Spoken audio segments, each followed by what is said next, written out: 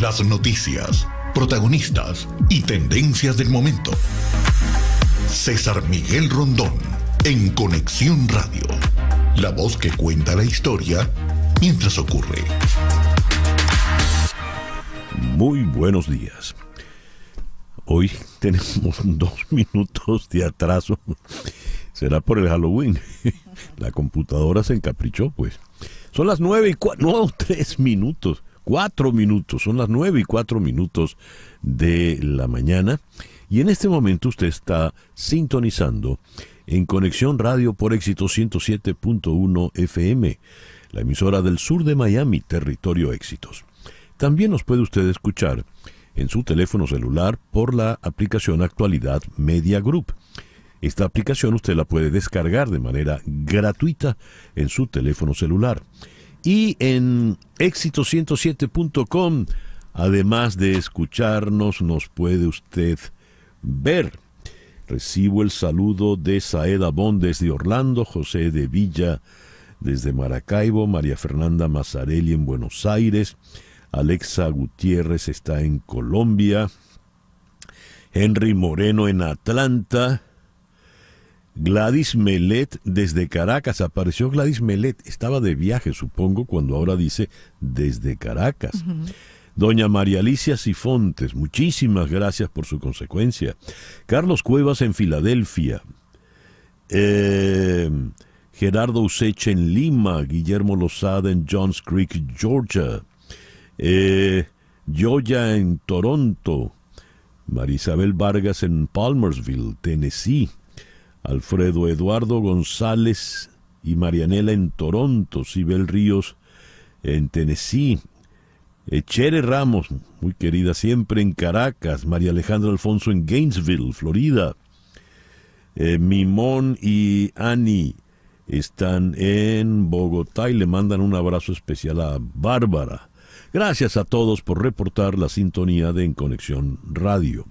En Conexión Radio es una producción de Floralicia Anzola para Éxito 107.1 FM. Muy buenos días, Floralicia. Muy buenos días, César Miguel. ¿Cómo estás? ¡Feliz Halloween! ¡Feliz Halloween!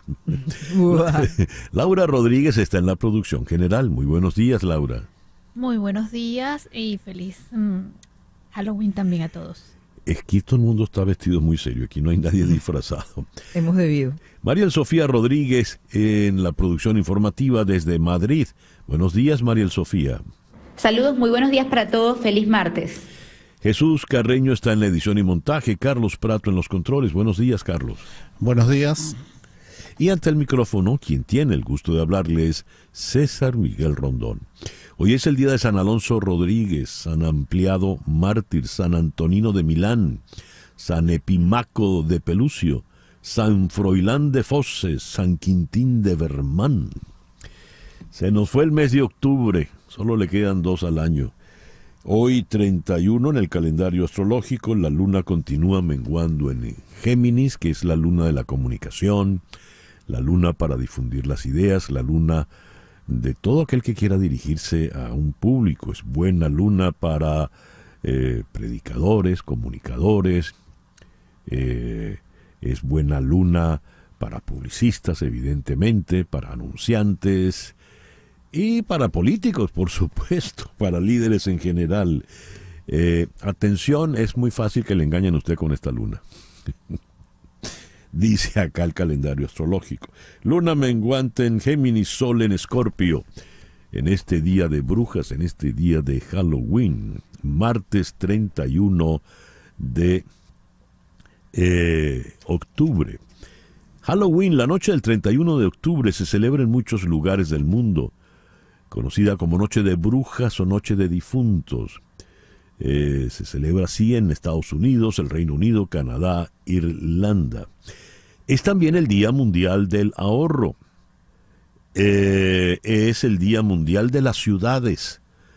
Y es el Día Internacional del Arroz. También es el Día del Poeta Virtual. Se trata de un día en el que se pone de manifiesto a todas aquellas personas que escriben cada día sus pensamientos, ideas, emociones a través de Internet. Los poetas virtuales suelen tener su propio blog y utilizan las redes sociales como herramienta para escribir sus textos.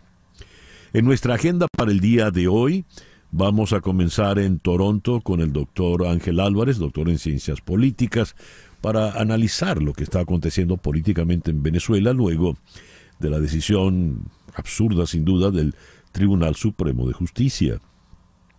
En Boston vamos a conversar con el economista Dani Bajar.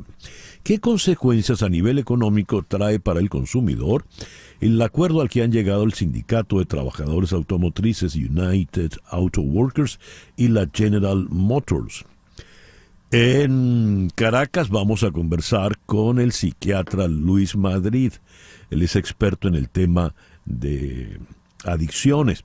Con él vamos a comenzar a conversar sobre el caso de Matthew Perry, una vida rota por las adicciones. También vamos a conversar con Lluís Basset en Barcelona, España.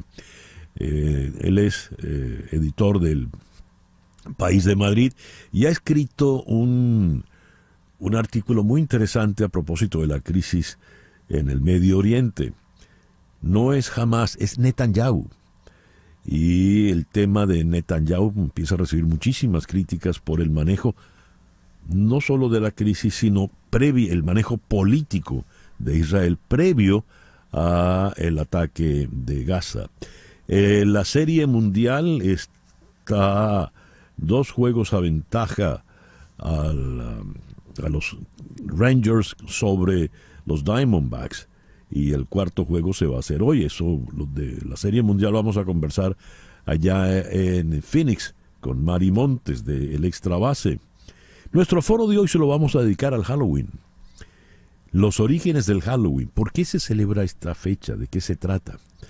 Al reparar en las efemérides de este 31 de octubre, en 1512 se inauguran los frescos de la Capilla Sixtina, pintados por Miguel Ángel, 1512. Y 29 años después, en 1541, el mismo día 31 de octubre, Miguel Ángel termina de pintar el Juicio Final. Que hubo mucha discusión porque le obligaron a tapar las partes pudendas de todos los que aparecían allí en ese Juicio Final. Antes, en 1517, el 31 de octubre, Martín Lutero envió sus 95 tesis a Alberto de Brandenburgo, arzobispo de Mainz, precipitando así lo que se consideró la Reforma Protestante. Viniendo a tiempos más recientes, 31 de octubre de 1942 se realiza el primer juego amistoso de la historia entre los que terminarían siendo los eternos rivales del béisbol venezolano, Magallanes y Cervecería Caracas. Ganó Magallanes 4-0. El 31 de octubre de 1958, Acción Democrática, COPEI y URD firman el llamado Pacto de Punto Fijo. Rómulo Betancourt, Rafael Caldera y Jóbito Villalba. Y se firmó en Punto Fijo, no en la localidad de Punto Fijo, en el estado Falcón, sino en la casa de Rafael Caldera, que se llamaba Punto Fijo. Y allí viene el nombre. Siguiendo con el béisbol venezolano, el 31 de octubre de 1962, es decir, 61 años atrás, se fundaron los Tiburones de La Guaira.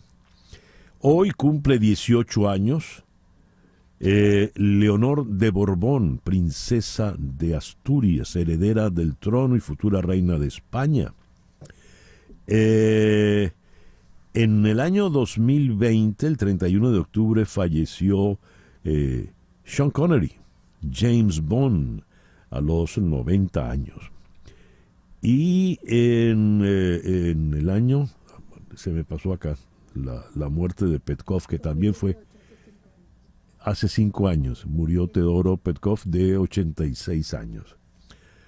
Bien, el 31 de octubre de 1922 nació el gran César Portillo de la Luz. El 31 de octubre de 1945 nació el británico Ross Ballard.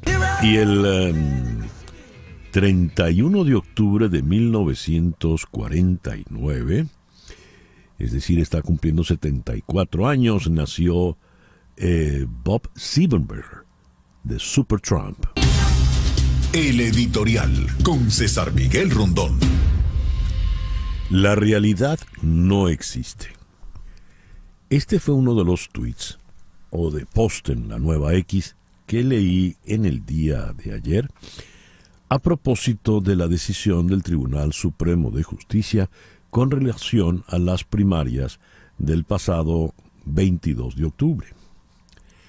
El TSJ, Tribunal Supremo de Justicia, suspende la ley de gravedad porque le cayó un piano encima.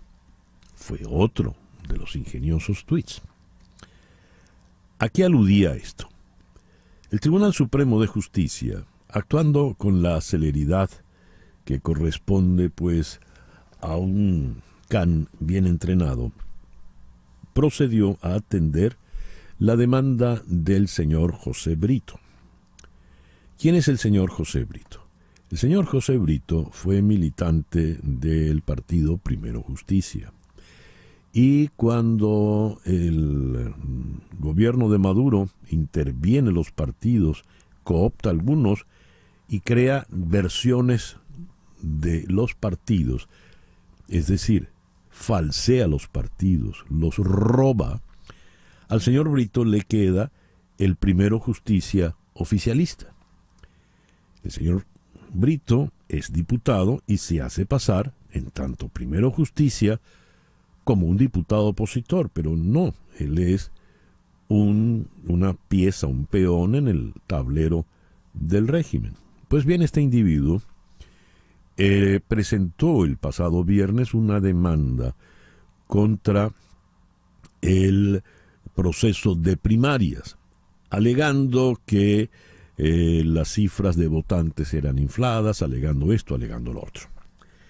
Como decía, el Tribunal Supremo de Justicia, actuando con una celeridad única, pasó el fin de semana y ya el lunes en la mañana tenía lista la sentencia, donde decide dejar sin efecto el resultado de las primarias. ¿Qué significa dejar sin efecto? Pues en las primarias votaron algo más de 2,5 millones de personas y la señora María Corina Machado resultó electa candidata unitaria de la oposición, eso fue lo que se le eligió, con un porcentaje abrumador de 92%. En otras palabras, la señora Machado fue aclamada candidata de la oposición por el 92% de los votantes. Cuando el Tribunal Supremo de Justicia, en esa sentencia absurda, dice que eso queda sin efecto, ¿qué es lo que queda sin efecto? Es decir, los 2,5 millones que votaron por María Corina Machado no votaron por María Corina Machado. Porque el Tribunal Supremo de Justicia diga ahora que eso queda sin efecto, los 2,5 millones de votantes opositores van a dejar de asumir a María Corina Machado como su candidata unitaria. Y yendo más allá, lo que ocurrió el 22 de octubre fue la elección de la candidata, cierto, pero fue un evento político donde la señora María Corina Machado quedó ungida realmente como la líder de la oposición. Eso quiere decir que queda sin efecto, según el Tribunal Supremo de Justicia. De allí estos tuits tan ingeniosos. El Tribunal Supremo de Justicia trata de borrar la realidad. Es decir, queda sin efecto algo que ya ocurrió. Pero si ocurrió, ocurrió, ¿verdad? Yo no puedo echar el tiempo atrás. Si la señora Machado es la candidata y líder de la oposición, no hay sentencia jurídica en el universo que eche eso para atrás. De manera que el Tribunal Supremo de Justicia ha hecho una vez más el ridículo. A todas estas, mientras el Tribunal Supremo de Justicia presentaba esto, comparecían en condición de investigados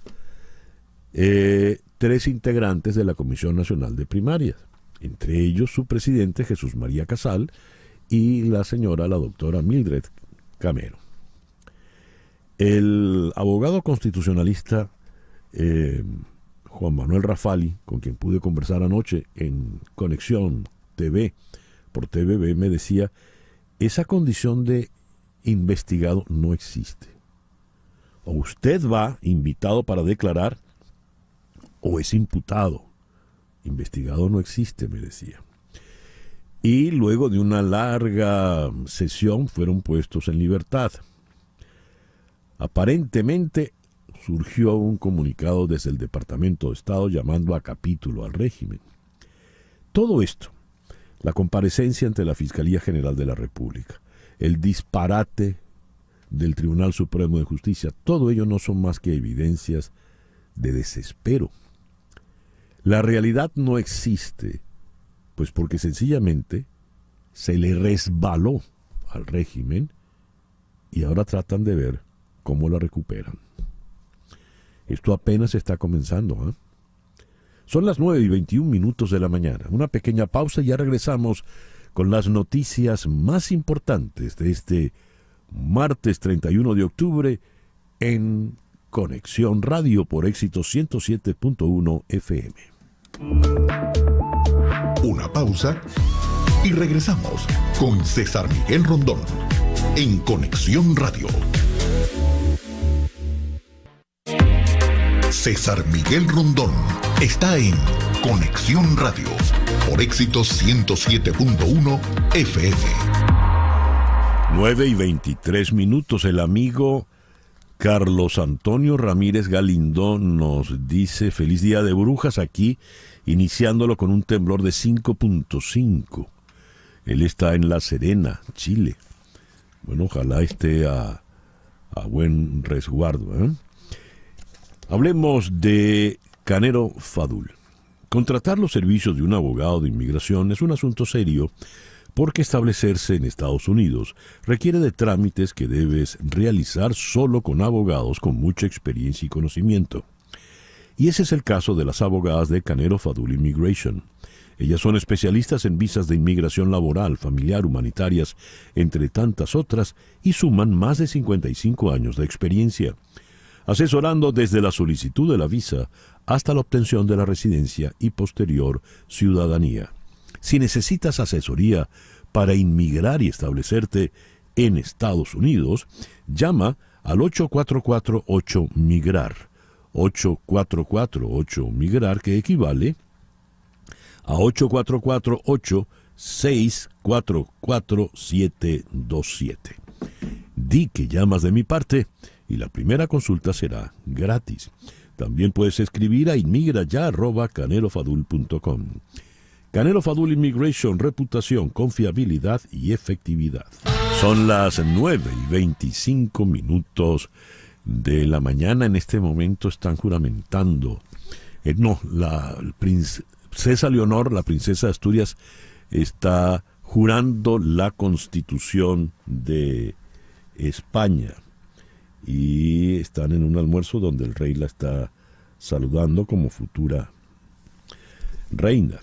Bien, viniendo a las noticias más importantes del día, tenemos que la huelga de 6 semanas en los 3 grandes fabricantes de automóviles en Estados Unidos ha llegado a su fin, gracias al acuerdo preliminar alcanzado por General Motors y el sindicato United Auto Workers, luego de los entendimientos en Ford y Stellantis.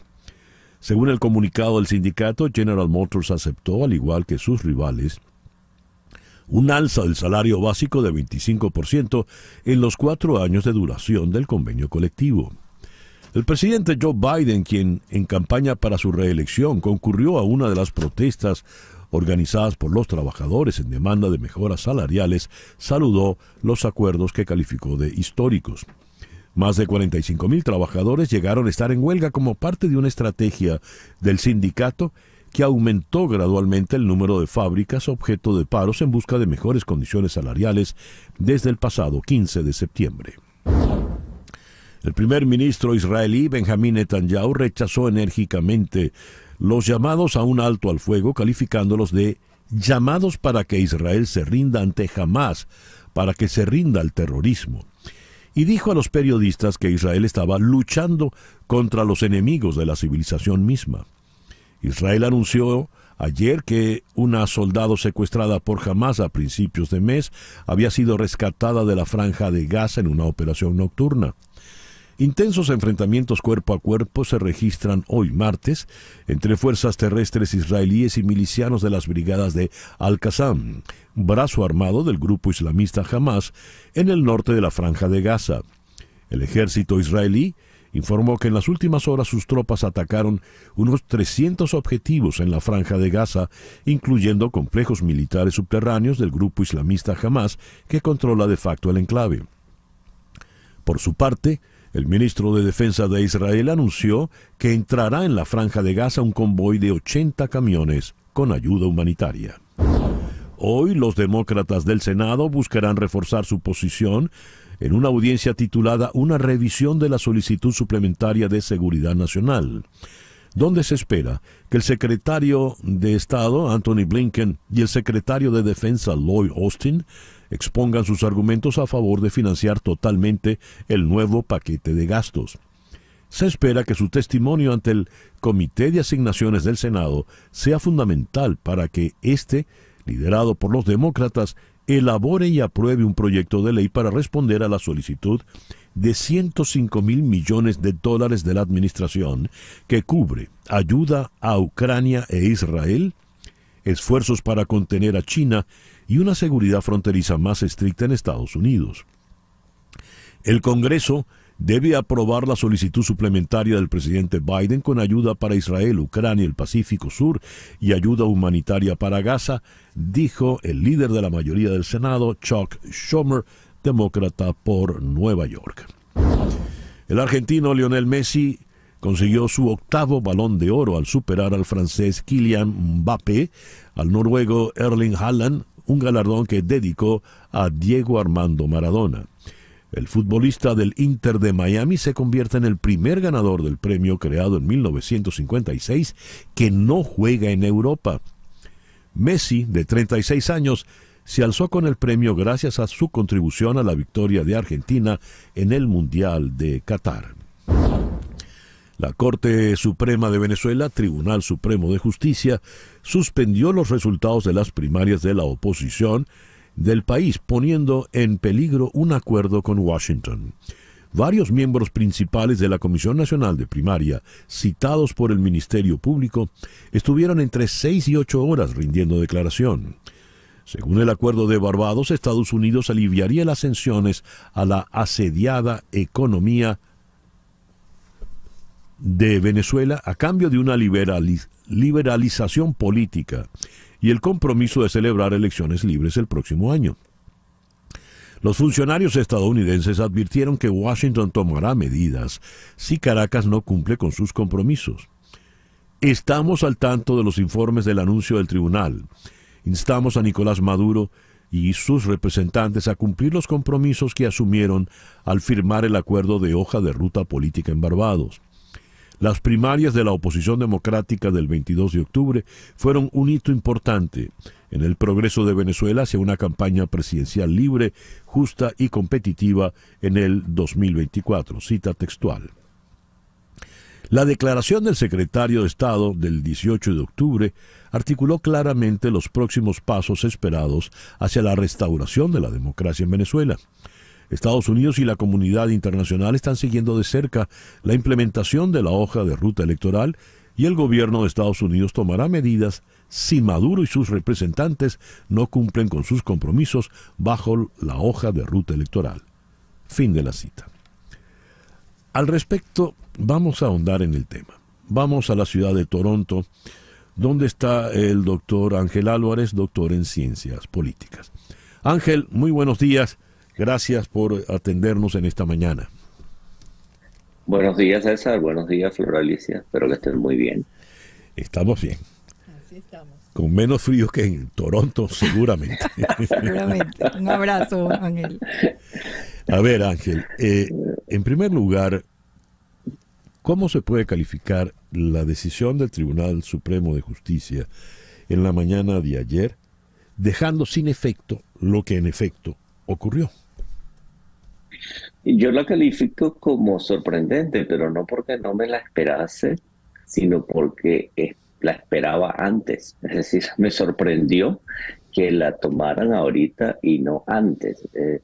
La gran pregunta para la cual no tengo respuesta es ¿por qué no la tomaron antes? Yo creía que ante la inminencia de el triunfo de María Corina Machado, que no fue sorpresa para nadie que ella ganase las primarias, el gobierno iba a impedir a todas costas que se realizaran las elecciones. Uh-huh.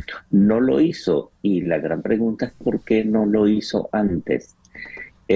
Tal vez pensó que el costo político de suspenderla iba a ser alto y presumiendo que la participación política iba a ser muy baja.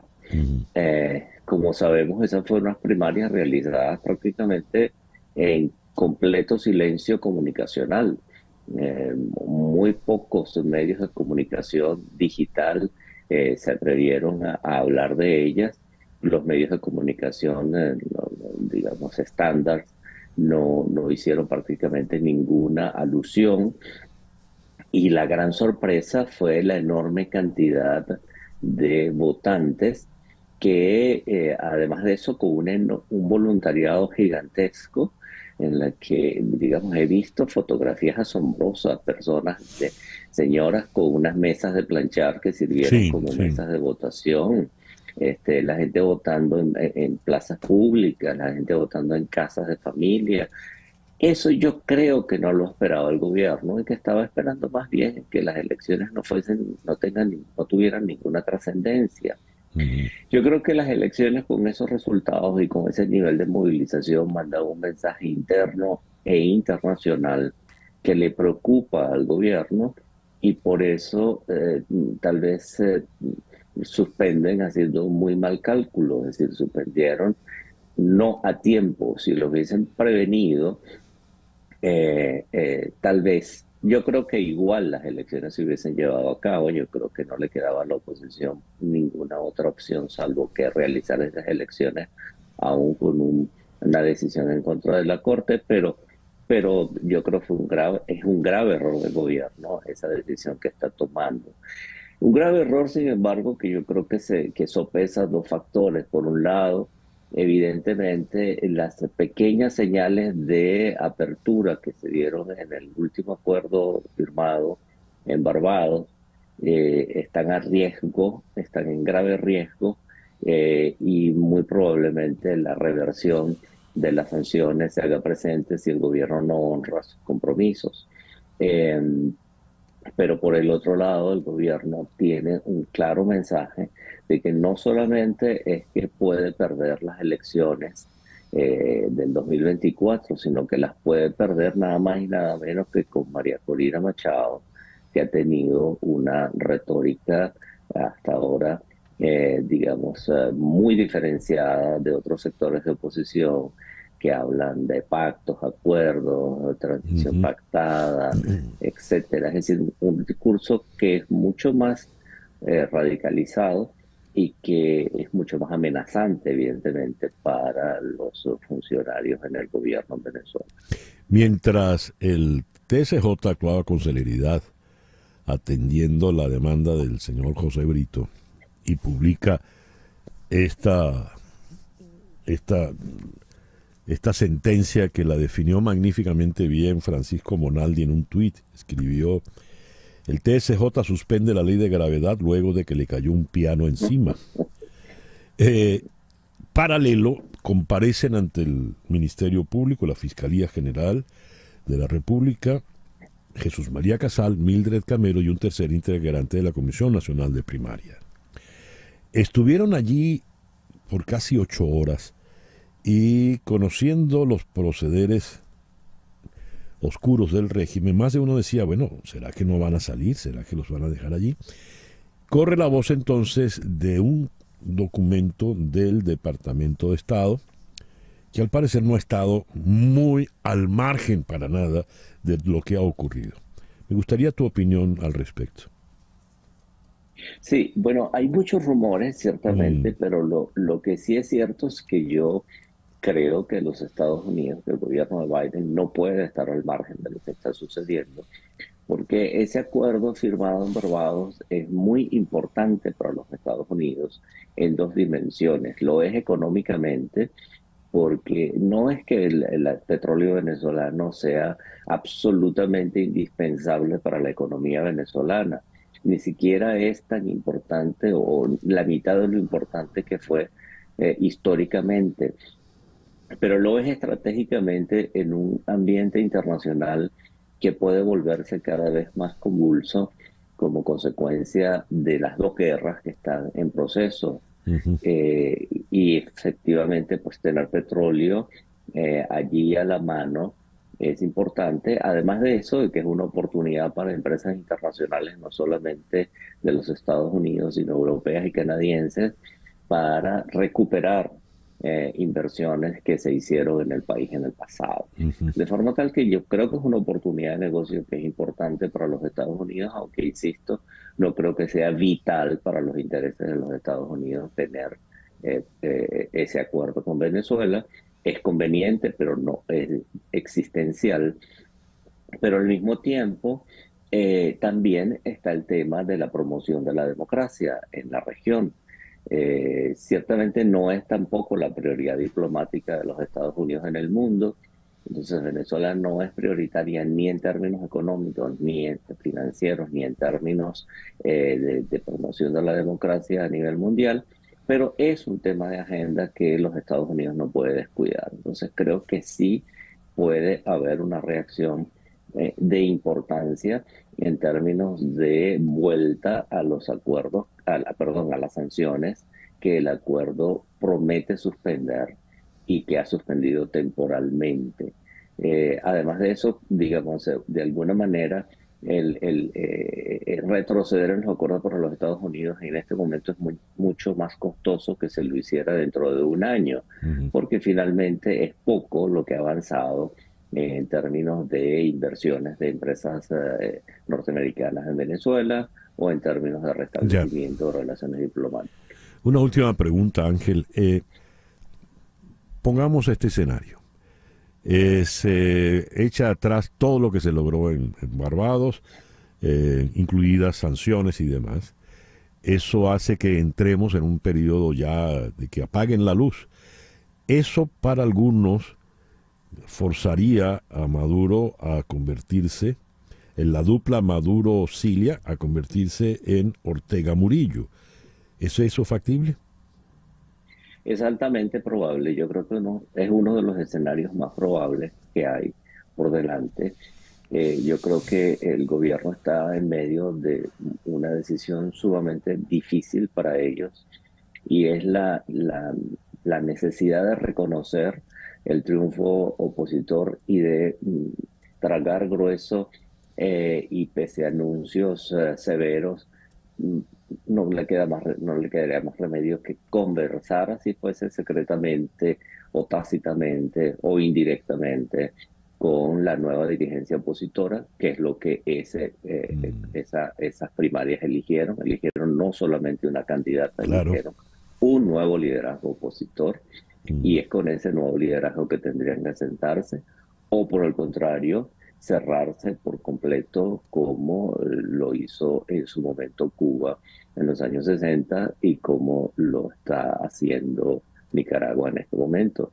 Eso no es fácil, no es una decisión que ellos pueden tomar a la ligera. Creo que la están considerando, pero yo no descartaría que ese fuese uno de los resultados de este proceso. Ángel, muchísimas gracias por estos minutos en el programa de hoy. Gracias a ustedes. Ángel Álvarez, doctor en Ciencias Políticas desde Toronto. El amigo Carlos Antonio Ramírez Galindo, quien nos dijo que se había levantado en La Serena, Chile, con un temblor de 5.5, oye, pues que hicimos el comentario y nos dice, no, tranquilo, aquí están acostumbrados a esos temblores. No pasó nada, solo susto. Todo normal. Gracias por preocuparse. Bueno, en fin, 9:42. Ya regresamos. Ya regresamos en Conexión Radio por Éxitos 107.1 FM en Miami. En un momento regresamos con César Miguel Rondón en Conexión Radio por Éxitos 107.1 FM. Sintonizas a César Miguel Rondón en Conexión Radio por Éxitos 107.1 FM. Y a las 9:46 de la mañana hacemos contacto con la oficina de Hani Martínez Ward, tu abogada de accidentes. Hoy estamos no con Hani, sino con Javier Pacheco. Javier, muy buenos días. ¿Qué tal, César? Buenos días. Muchísimas gracias por la invitación. Contento de estar contigo y con toda la audiencia el día de hoy. Hani se fue a celebrar el Halloween. No, está aquí en la oficina. Estamos cerrando el mes. Como te imaginarás, son los cierres de mes para nosotros son días muy importantes, tratando de cerrar la mayor cantidad de casos posibles para poder darle esa compensación económica a nuestros clientes, ese dinerito que pueden recibir después de haber sido víctimas de un accidente y estar lesionados. Así que hoy hemos empezado desde bien temprano, negociando casos, también atendiendo a nuevos clientes, personas que nos están llamando porque han estado involucradas en accidentes. Y la recomendación es la de siempre, César, que nos llamen, que si tuvieron un accidente o tienen un caso con otro abogado inclusive y no se sienten bien representados, nos pueden llamar y nosotros con mucho gusto podemos tomar su caso y podemos empezar a representarlo legalmente. Anote este número, 855-DOLOR55. 855-DOLOR55, que equivale a 855-365-6755. Le repito, 855-365-6755. Javier, dijiste, si usted no se siente satisfecho con el abogado que tiene, puede venir con nosotros. ¿Cómo hacemos? Sí, esa es una pregunta que es muy frecuente, ¿no? Las personas contratan a un abogado, no se sienten bien representados, el abogado no tiene buena comunicación, no los llama o no habla su idioma. La recomendación es, usted puede llamarnos y se puede cambiar de abogado y eso no le va a representar ningún costo adicional porque los honorarios de abogado vienen de la compensación económica que se obtiene para los clientes y en el caso de que usted se cambie eso no le va a afectar el dinero que usted puede recibir. Eso pasa con mucha frecuencia, las personas contratan el abogado incorrecto y después de unos días, inclusive después de un mes, 2 meses, no se sienten satisfechos, nos llaman y los podemos empezar a representar sin ningún problema. ¿Y por qué la oficina de Hani Martínez Ward es la oficina correcta, Javier? No porque lo diga yo, no porque lo diga la abogada, es por los resultados que hemos obtenido para nuestros clientes, es porque hemos obtenido las mejores compensaciones económicas en los últimos años aquí en el sur de la Florida.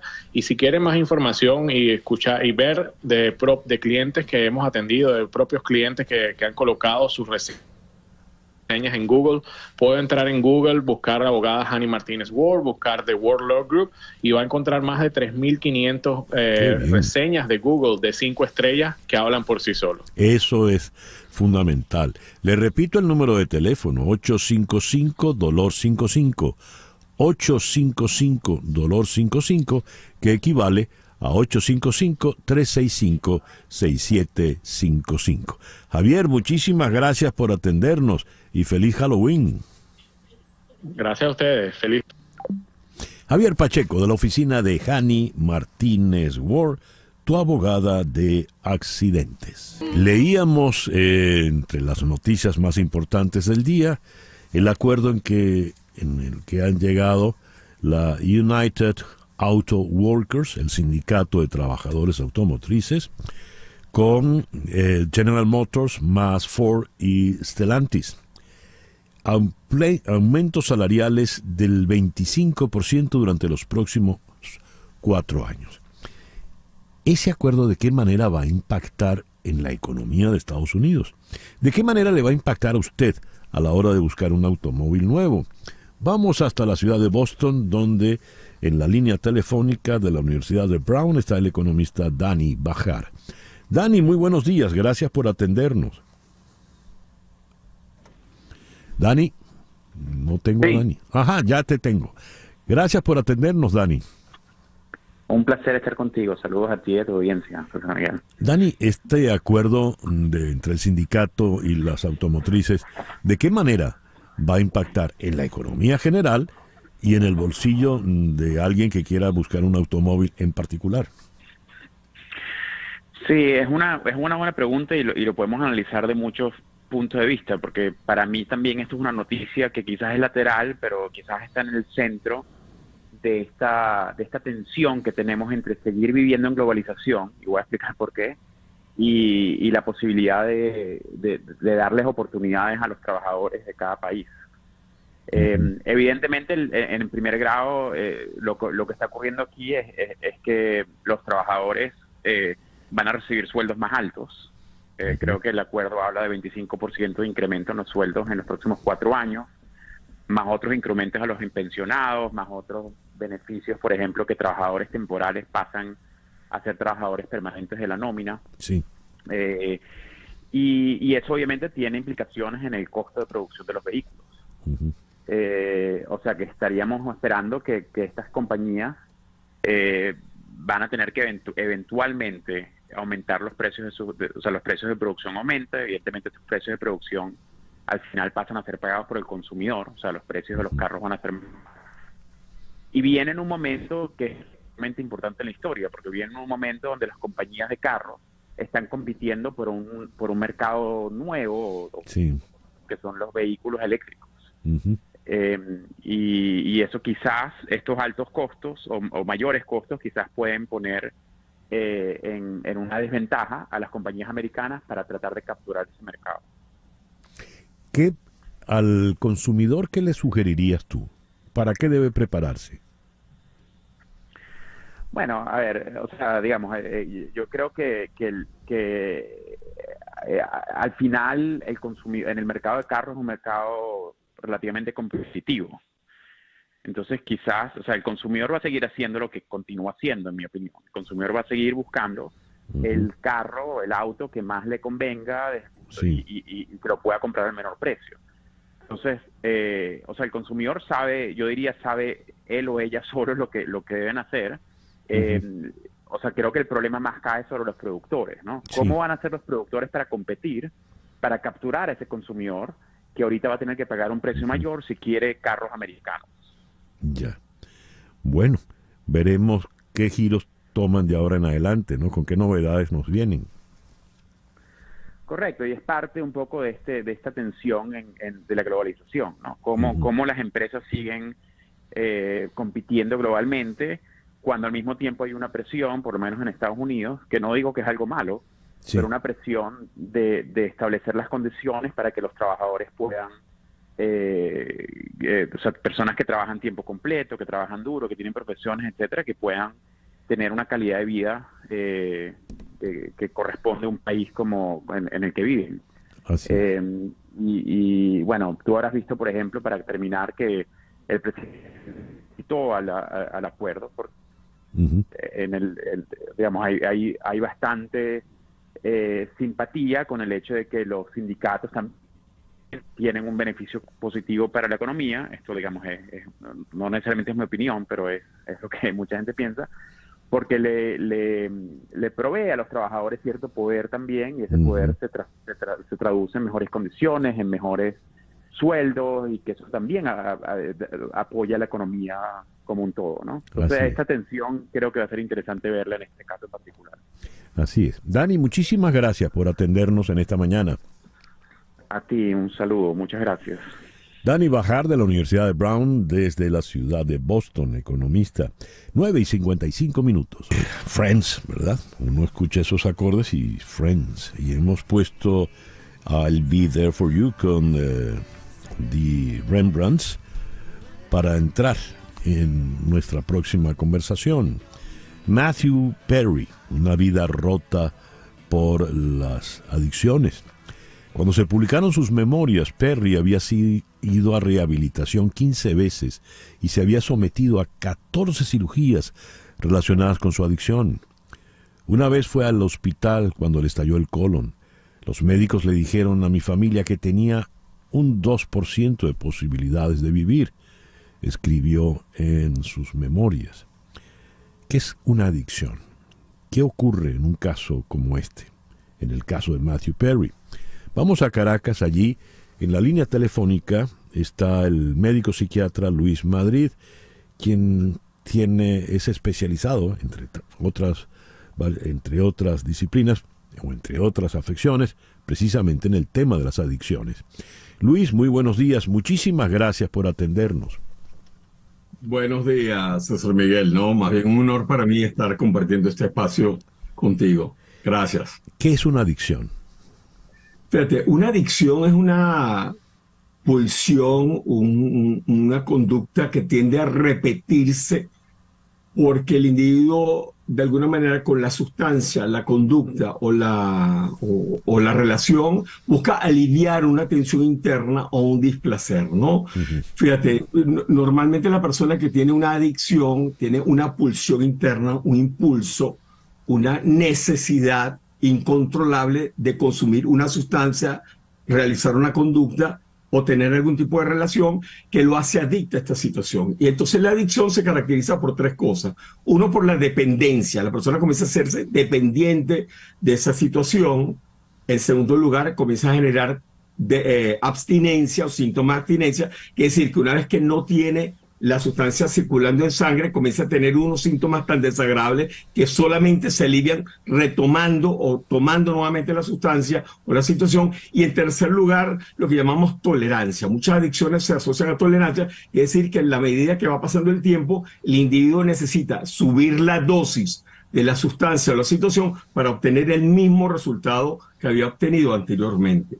Es importante resaltar que las adicciones se dividen en tres grupos. Las adicciones químicas, que generalmente son a sustancias psicotrópicas, como son el alcohol, la marihuana, los opioides, como es el caso que nos compete hoy, los psicotrópicos, las benzodiazepinas, la morfina, etcétera. Pero también las personas pueden serse adictas a ciertas conductas, lo que llamamos adicciones comportamentales, como son la compra, a los videojuegos, a las redes sociales, que están muy en boga en este momento, y adicciones, por ejemplo, al sexo, adicciones a la ludopatía, y por último las adicciones interpersonales o afectivas, que son personas que se hacen adictas a unas personas o grupos. Estas personas que se vuelven fanáticas a ciertos grupos, también es una forma de adicción. Pero las químicas son las más prevalentes en la población general. Se estima que entre un 30 a 40% de la población en algún momento de su vida va a desarrollar algún tipo de adicción.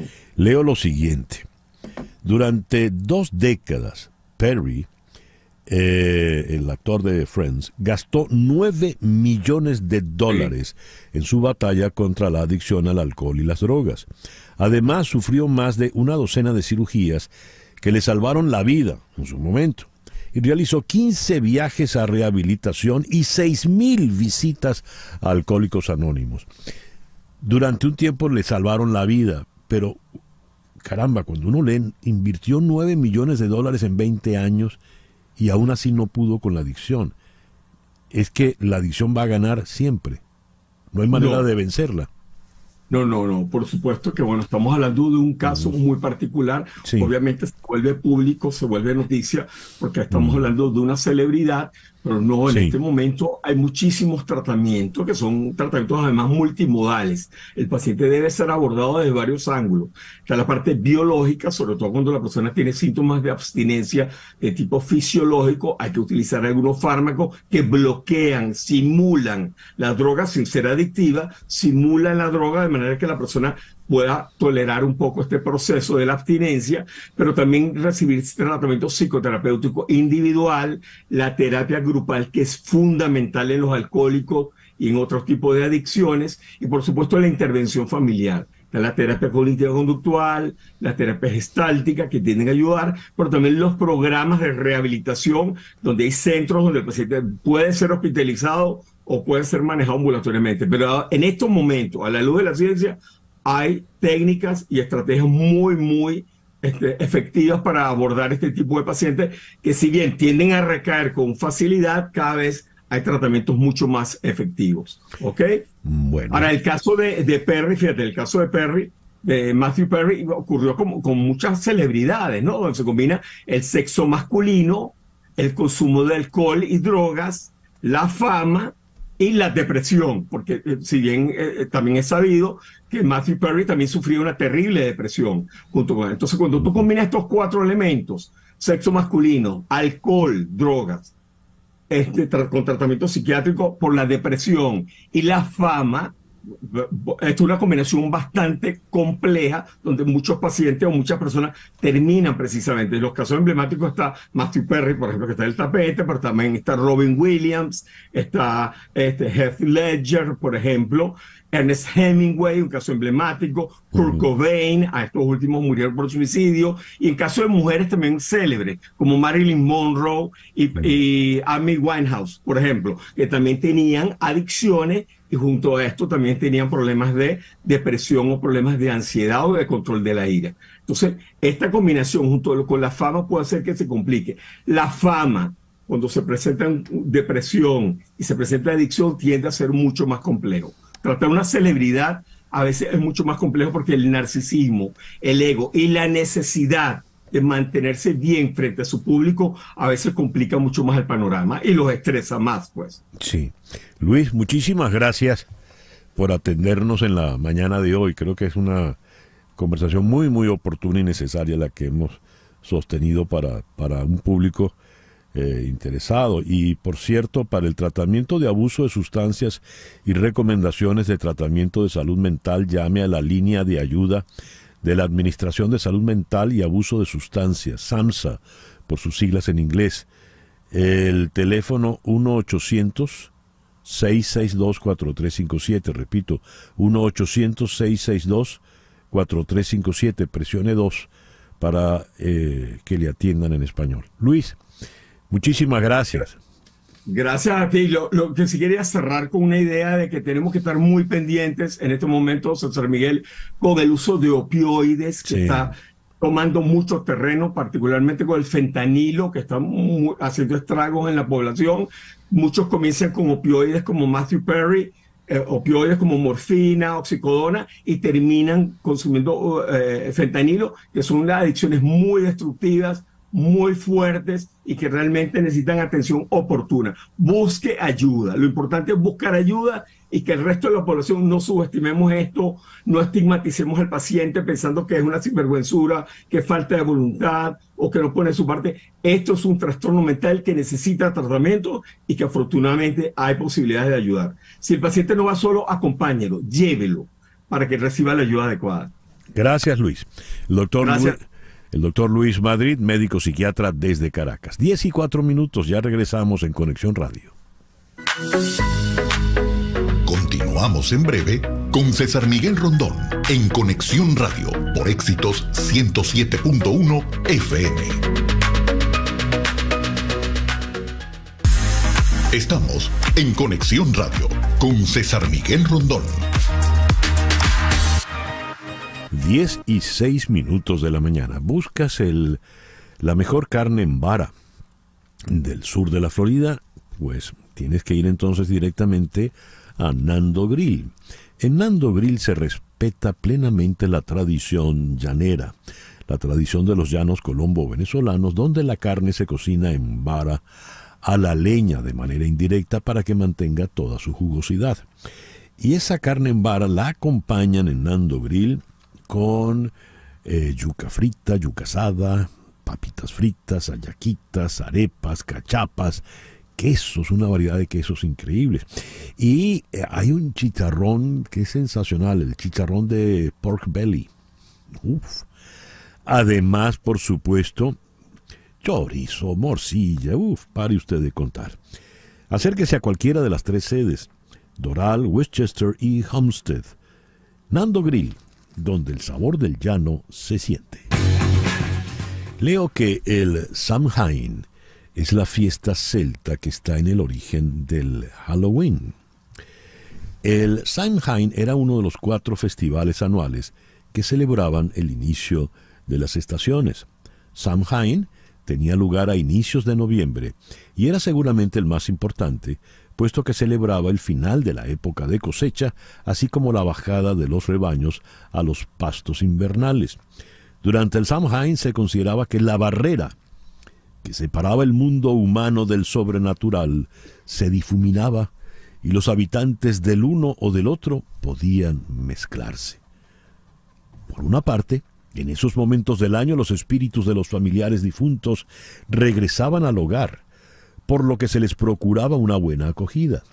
Se creía que si se sentían bien recibidos, protegerían a la familia y a sus rebaños, mientras que si eran olvidados o tratados con descortesía, podían transformarse en espíritus vengativos que causarían en desgracias. Por esta razón, se preparaba un lugar para ellos en la mesa de celebración, con ofrendas de comida y bebida para que se sintieran bien acogidos. También se encendían hogueras y se celebraban competiciones en su honor. ¿Es este el origen del Halloween? Vamos a averiguarlo. Vamos hasta Edimburgo. Allí en la línea telefónica está Carlos Paz. Él es director de la agencia turística Somos Escocia. Carlos, muy buenos días, muy buenas tardes allá en la bella ciudad de Edimburgo. Tienes el mute, Carlos, no te puedo oír. ¿Ahora me escucháis? Ahora sí, perfectamente. Gracias, Carlos. Hola, buenas tardes desde Edimburgo. Nada, César Miguel, muchísimas gracias por invitarme al programa.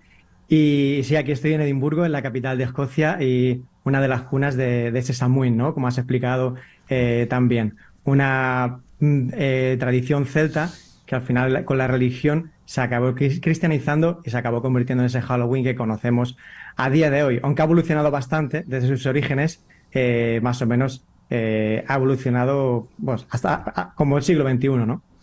Me llama la atención, ¿por qué se suponía que la barrera entre el mundo humano, el mundo de la realidad y el sobrenatural se mezclaban? Se perdían esa frontera y los muertos convivían con los vivos. Sí, era una tradición celta. Era básicamente las creencias de la época, ¿no? Era el cambio de una estación a otra, la estación de las lluvias, la estación de la oscuridad, ¿no? Que es lo que cambia ahora, a partir del día 1 de noviembre, y se creía que era un impasse entre la luz a la oscuridad. La última fecha de la cosecha, y es donde se juntaban los vivos con los muertos, donde se tenía miedo a esos malos espíritus, y por eso también se hacían ofrendas, ¿no? Se sacrificaban muchas veces a ganado para sus dioses. Y, como digo, en el siglo VIII, con el cristianismo, básicamente la fecha que era la fecha de Todos los Santos, que era el 13 de mayo, la pasan al día 1 de noviembre, que es lo que se conoce hoy como el Día de los Santos, o por lo menos como lo conocemos en España. No, y en toda Hispanoamérica, el 1 de noviembre es el Día de los Santos, pero el 2 de noviembre es el Día de los Muertos. Sí, eso es. En España no se celebra tanto, se celebra el día 1. Pero digo, me llama la atención es el hecho de los muertos, porque, por ejemplo, México hace una gran celebración de los muertos. Y en todo caso, lo que me llama la atención es que tienes entre el 31 de octubre, el 1 de noviembre y el 2 de noviembre, una celebración donde los muertos pasan a estar vivos y a mezclarse, independientemente de la cultura o del hecho religioso. Volviendo al Halloween y al Samhain, ¿en cómo se celebraba eso y cómo se convirtió el celebrar al muerto en lo que es hoy por hoy una fiesta? Halloween en Estados Unidos, acá el Halloween es un carnaval, la gente se disfraza, sale a la calle, se emborrachan, en fin, se emborrachan muy vivos. Sí. Esto ocurrió durante la época colonial, cuando los inmigrantes irlandeses y escoceses se iban a América, se llevaron sus tradiciones con ellos. Al principio era algo limitada debido a las creencias protestantes del momento, en ciertas zonas del norte de América, pero con el paso de los años la mezcla de la cultura de los indios americanos y los europeos propició que surgiera la versión americana de Halloween que conocemos a día de hoy. Y hoy por Además, la palabra Halloween, la etimología viene de All Hallows Eve, que es víspera de Todos los Santos. Ah. ¡Wow! Todos los días se aprende algo, César. Sí. Qué bien, qué bien. De hecho, ayer comentábamos lo que ocurrió en el año 38 con la puesta en escena de La Guerra de los Mundos de Orson Welles. Y ese programa se puso el 30 de octubre porque en la presentación Orson Welles decía, en esta noche de brujas, es decir, en la víspera de la noche de brujas, porque el Halloween se asumía ya hoy en día, o son unas brujas muy festivas, ¿no? Porque como te decía Carlos, aquí en Estados Unidos es para celebrar en relajo y vale desde los niños. Esta mañana en el ascensor, en el elevador, viniendo al programa, iban los niños a la escuela, todos con sus disfraces, de lo que fuese, Spider-Man, Batman, en fin. Pero en las noches ves a adultos, ellos y ellas, con disfraces incluso subidos de tono, ¿no? Muy brujeriles. Sí. Yo quería... Hola, ¿cómo estás? Soy Flor Alicia, ¿cómo te va? Productora del programa de César Miguel. Quería hacer énfasis en el tema del truco y el trick and treat y el pasapalo o la botana. La botana, lo que se pide, ¿no? Porque también hay una tradición interesante y era ofrecer algo a los espíritus, entiendo, por lo que hemos leído, para evitar que los espíritus enfermaran a los animales domésticos. Explícanos un poquito cómo pasó eso de la tradición del Samhain al Halloween para convertirse ahora en un intercambio de caramelos, por ejemplo. Vale, esta tradición de ir pidiendo golosinas, por las casas de los vecinos, no se sabe muy bien exactamente de dónde procede, aunque se cree que deriva de la Edad Media, de cuando la gente se disfrazaba y hacía payasadas a cambio de comida y bebida. Con la cristianización de esta festividad celta, las familias más pobres visitaban las casas de los ricos y estos les obsequiaban con pasteles a cambio de orar por las almas de los parientes que habían muerto, de esa propiedad. En Escocia, la gente más joven visitaba los hogares de los vecinos cuando cantaban canciones, recitaban poemas e incluso contaban chistes a cambio de golosinas. Fíjate qué interesante. Y interesante que la razón del disfraz, entonces, viene de allí, ¿no? De hacer alguna gracia.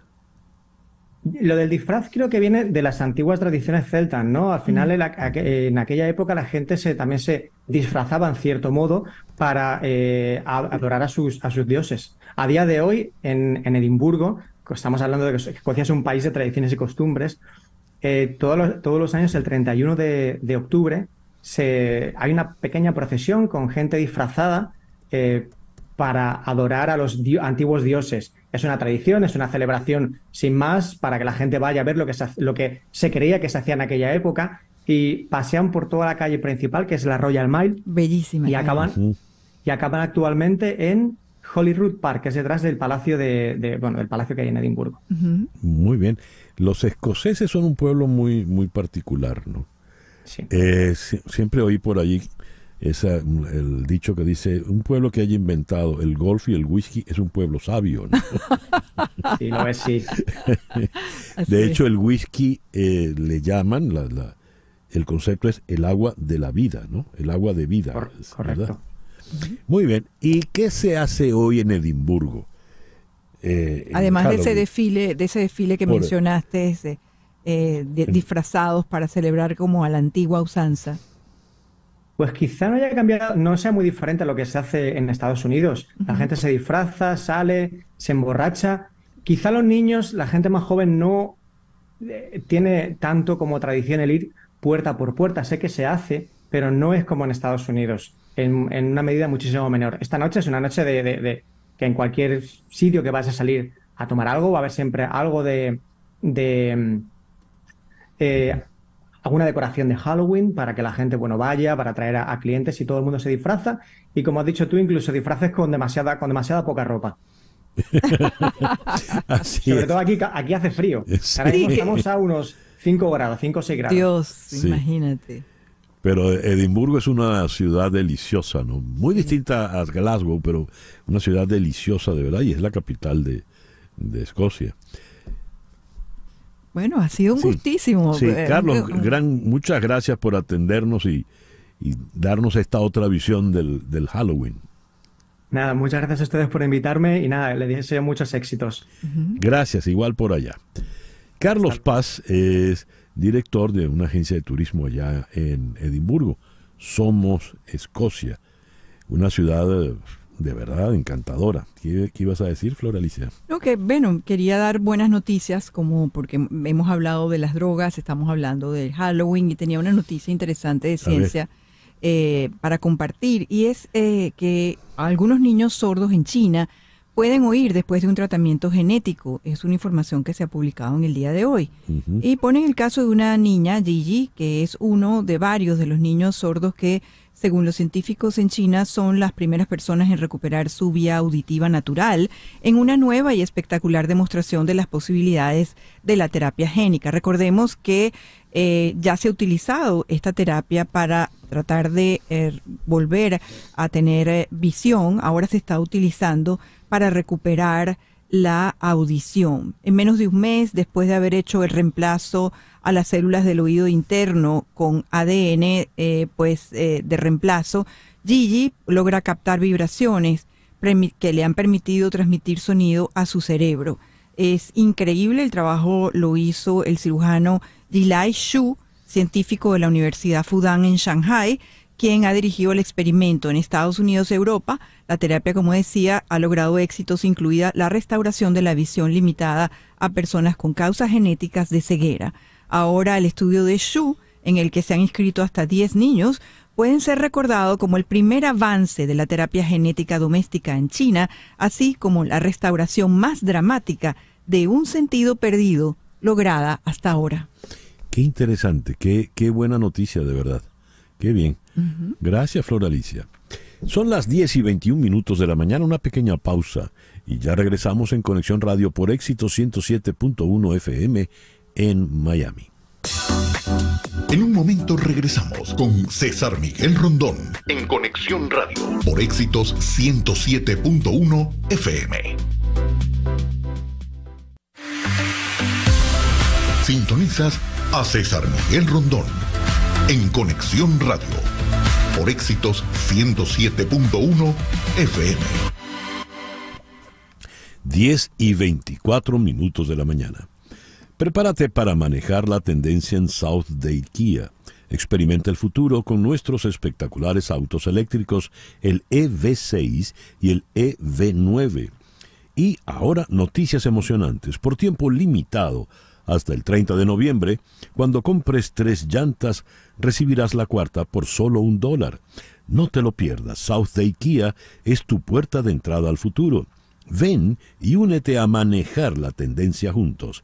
Visita Southdale Kia hoy en 17120 South Dixie Highway, Miami, Florida 33157.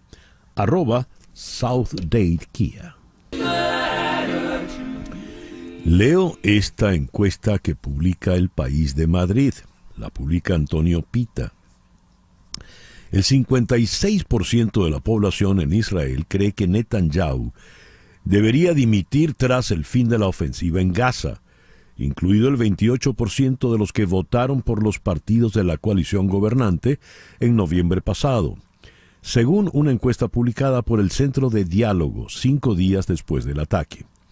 Una encuesta publicada la semana pasada por el diario Ma'arif muestra también que el 80% de los israelíes quieren que Netanyahu asuma la responsabilidad, incluido nada menos que el 69% de quienes lo apoyaron en las últimas elecciones. Si las elecciones se celebraran ahora, su partido, el Likud, pasaría de 32 a 19 escaños de un total de 120. Son muchos los que señalan la responsabilidad inmensa de Benjamin Netanyahu en la crisis, antes de el 7 de octubre y lo que ha ocurrido después. A propósito de esto, he leído un artículo por demás interesante cuyo título ya es elocuente. No es Hamás, es Netanyahu. Y aquí leo esta cita.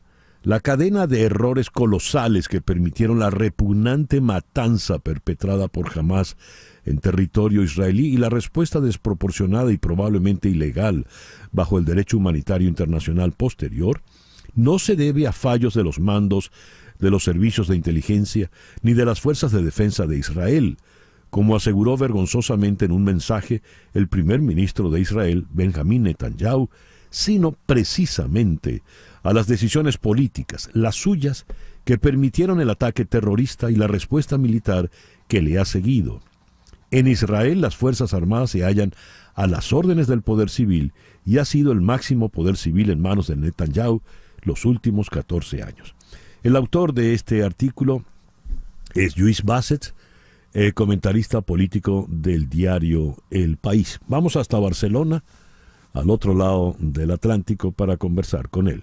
Señor Bassets, muy buenos días, muy buenas tardes por allá. Muchísimas gracias por atendernos. Muy buenas tardes, muchas gracias a usted, César, por llamarme. A ver, ¿por qué es Netanyahu tan culpable o tan responsable de esta tragedia que está ocurriendo en este momento?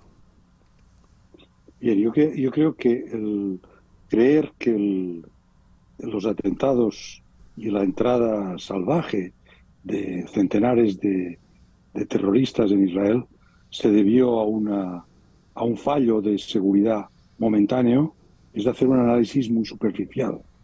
Creo que la cuestión es una cuestión que viene de muy lejos y viene de una política muy desacertada que ha consistido en cerrar cualquier camino al proceso de paz, en dividir a los palestinos, una vez divididos, en dejar de reconocerles como interlocutores y en intentar, en una pirueta final que hay que decir que ha estado a punto de tener éxito, muy inteligente pero muy arriesgada, que consistía en intentar que todo el mundo árabe e incluso musulmán, con la excepción de Irán, reconociera al Estado de Israel, de forma que no tuviera ningún sentido ya seguir hablando de paz con los palestinos. Para entendernos, en hacer desaparecer el problema de Palestina gracias a la habilidad política de un personaje que lleva tantos años al frente del gobierno como es Netanyahu.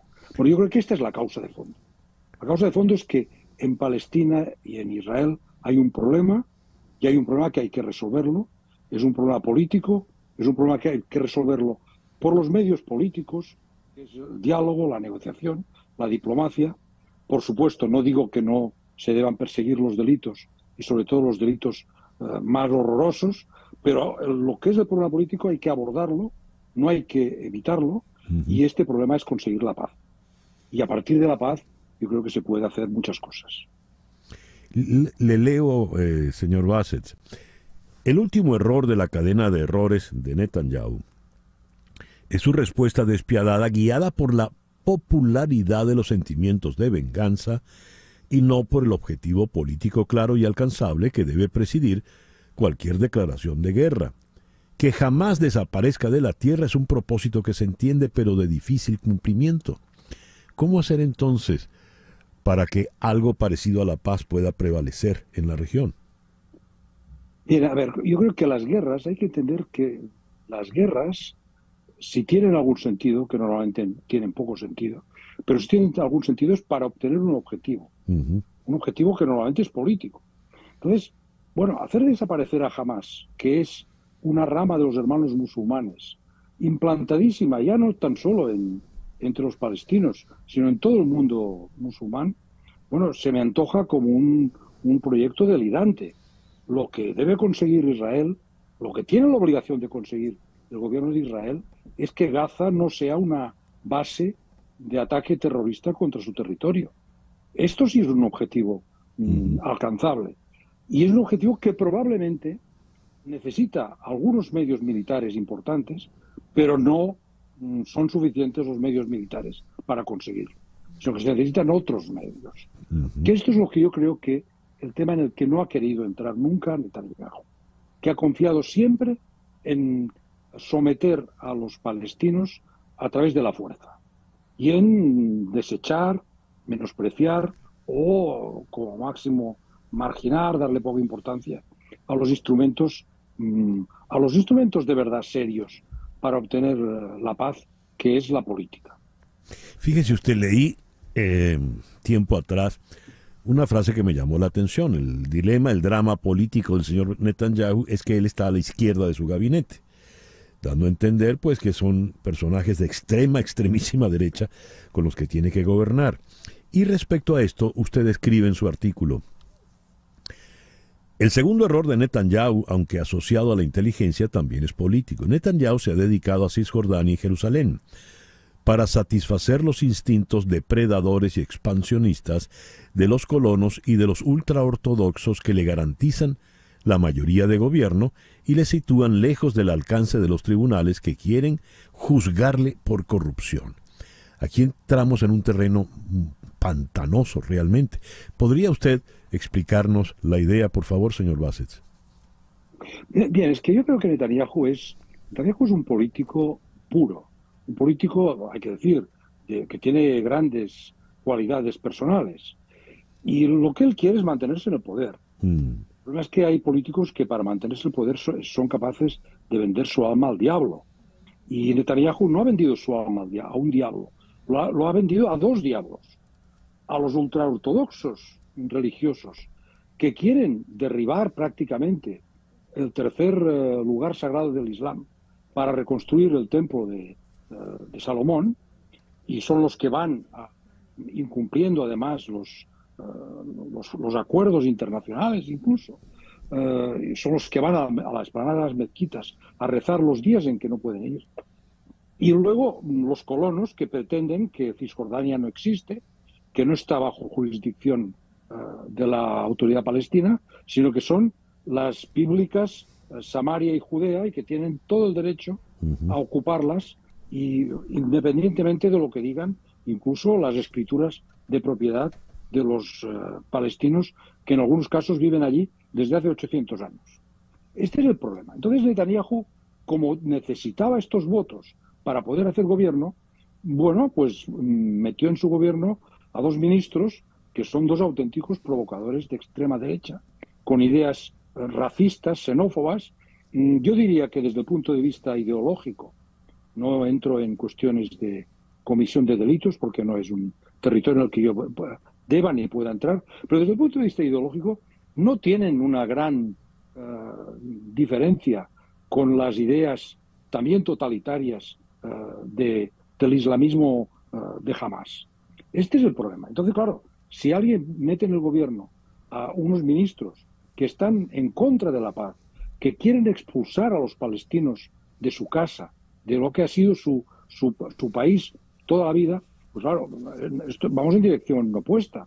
Entonces, claro, Netanyahu confiaba en que gracias al pacto con Arabia Saudita, gracias al dinero, al petróleo, al poder de Arabia Saudita, podía tenernos marginar o ocluir el problema palestino, y esto le ha estallado en las manos, pero ha sido por un problema de una enorme imprudencia política, de una enorme miopía política, yo diría que por una visión muy estrecha, muy electoralista, muy oportunista, para mantenerse en el poder y evitar además luego, lo que yo comento en el artículo, que son los procedimientos criminales por corrupción que tiene en marcha. Claro. Una última pregunta, señor Bassett, le agradezco su generosidad. La popularidad de los sentimientos de venganza, ha escrito usted.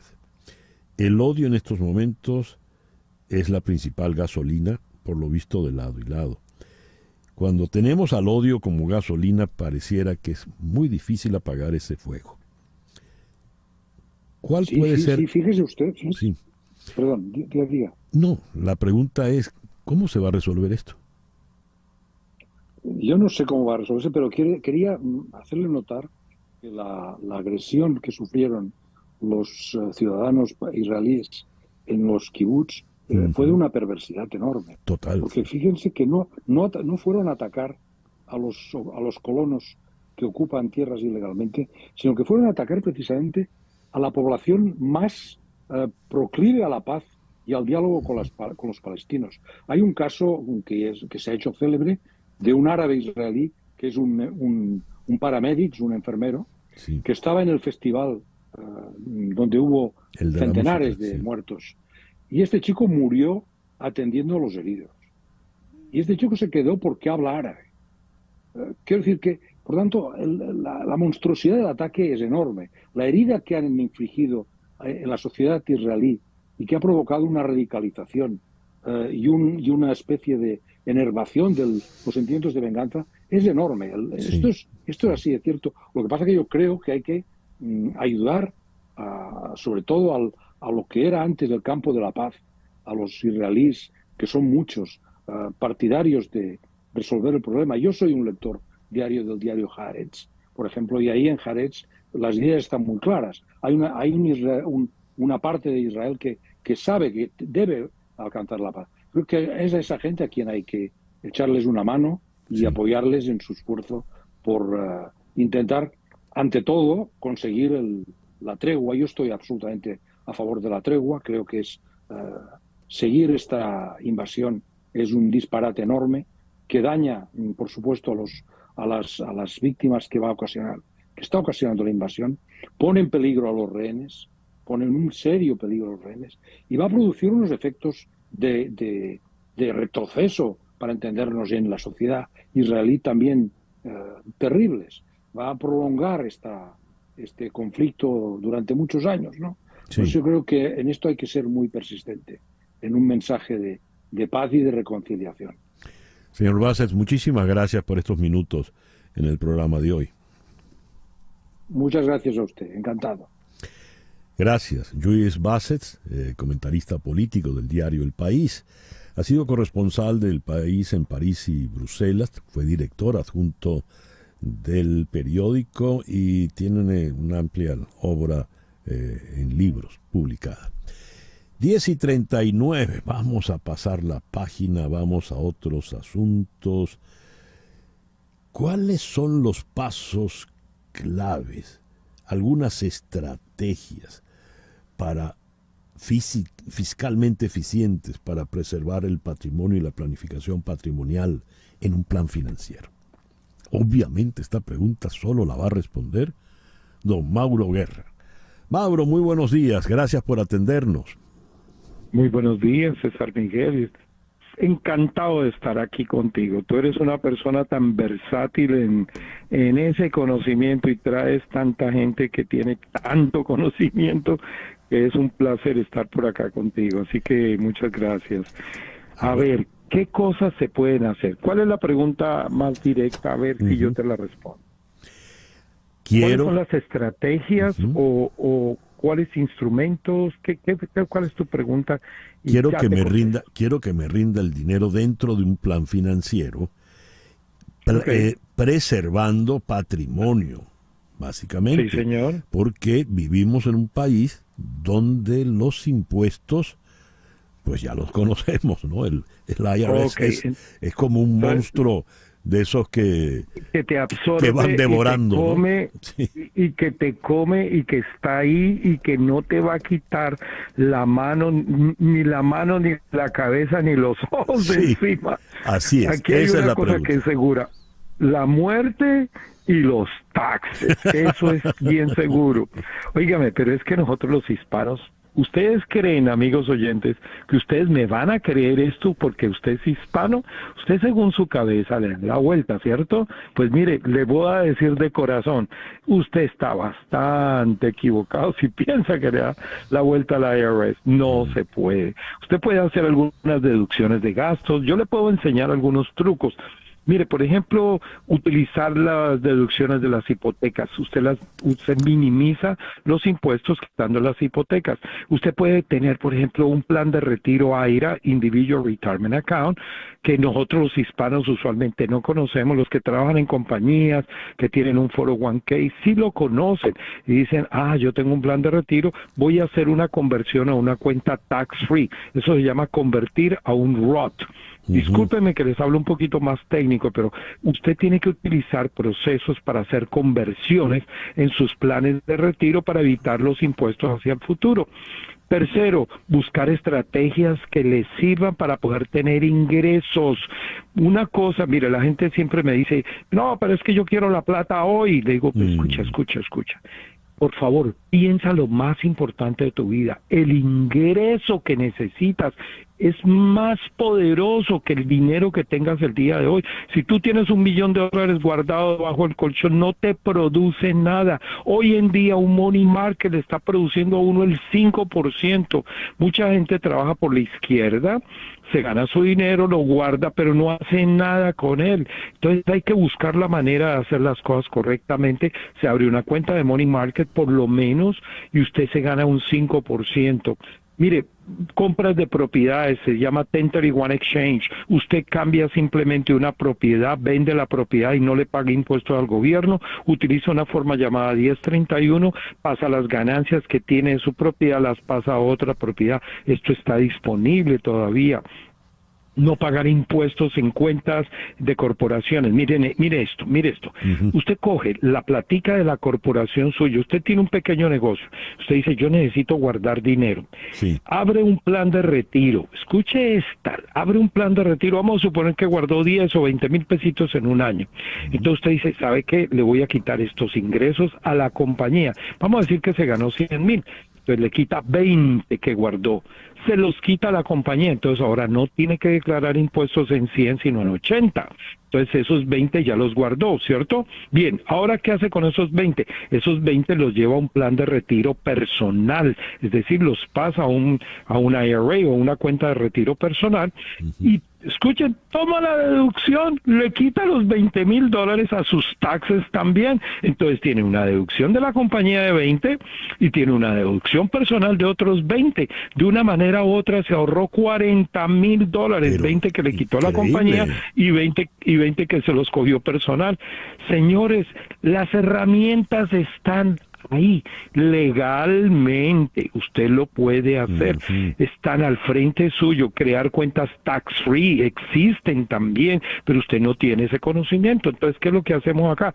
Le damos ese conocimiento, viene a uno de nuestros seminarios, le damos ideas, se organiza. Mire, nosotros tenemos hasta clientes que no vienen sino cada 1 o 2 o 3 años y se pierden. Pierden, ¿sabe qué? Mentalmente, porque dicen, yo no sabía que yo podía hacer todo. Sí, pero ven a nuestros seminarios, edúcate, aprende cosas para que las puedas hacer. Eso es más o menos de lo que se trata, César Miguel. El punto lo acaba de decir Mauro. Es decir, uno no sabe. Yo cada vez que converso con Mauro Guerra aprendo un montón. Me da luces que yo no tenía ni sospecha de que existían. De manera tal de que mi sugerencia es que usted llame directamente a Mauro Guerra y le plantee a usted sus necesidades para que Mauro le oriente con toda la propiedad y su experiencia en lo que usted debe hacer. Anote, por favor, 305-777-1767. Le repito, 305-777-1767 o escriba a guerrafinancial.com y pregunte por Mauro Guerra, el fundador de Guerra Financial Group. Mauro, muchísimas gracias por atendernos en la mañana de hoy y por todas estas luces que nos has dado. Muchísimas gracias. Un placer para mí, César Miguel, y siempre estamos abiertos para poder servir. Vayan a nuestra página website, muy importante. Miren nuestros reviews, más de 600 personas sabiendo de nosotros, y miren las opiniones que la gente tiene. Se van a dar cuenta que su vida financiera puede cambiar. Muchas gracias. Gracias. Mauro Guerra, de Guerra Financial Group. 10:46, una pausa y ya regresamos. Continuamos en breve con César Miguel Rondón en Conexión Radio por Éxitos 107.1 FM.